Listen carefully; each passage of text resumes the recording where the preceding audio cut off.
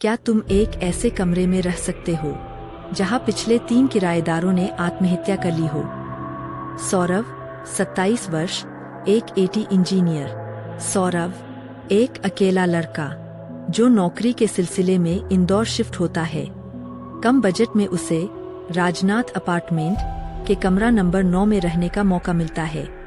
जगह सुनसान है, लेकिन सस्ती भी।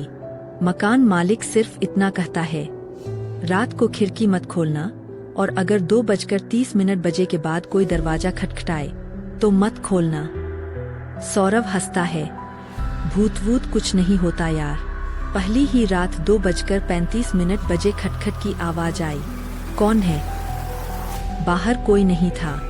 वो खिड़की खोलता है तो सामने वाली बिल्डिंग की छत पर एक लड़की उल्टी लटकी दिखती है, सफेद गाउन में, बाल लटकते हुए। वो आंखें फाड़कर देखता है, फिर पलक झपकते ही लड़की गायब हो जाती है। दरवाजे पर हर रात 9 इंच लिखा हुआ खून से दिखाई देने लगा। कमरे की दीवारों पर किसी ने नाखून से खुदा था। वो लौट आई है। मोबाइल की स्क्रीन अपने आप जलने लगी। हर बार एक ब्लरी फोटो दिखाई देती, एक जली हुई लड़की की। सौरभ अपार्टमेंट की पुरानी फाइलें निकालता है। कमरा नंबर 9 में 5 साल पहले एक 23 साल की लड़की निधि अग्रवाल जिंदा जला दी गई थी। मकान मालिक का बेटा उस पर बुरी नजर रखता था। निधि ने विरोध किया तो उसने उसे बंद करके आग लगा दी। उस दिन भी समय था।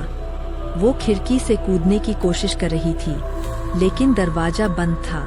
और अब वही आत्मा लौट आई थी।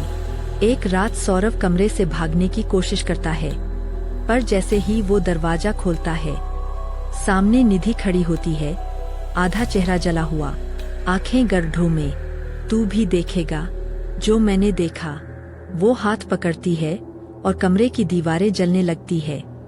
अगले दिन अखबार की खबर, राजनाथ अपार्टमेंट का कमरा नंबर 9 फिर खाली, नया किराएदार भी गायब। किसी को नहीं पता सौरभ कहाँ गया, लेकिन अब उस खिड़की पर 2 परछाइयां दिखती है। हर रात 2:30 बजे अगर तुम्हारे कमरे की खिड़की खुद ब खुद खुलने लगे तो समझ लेना कोठरी नंबर 9 अब खाली नहीं रही।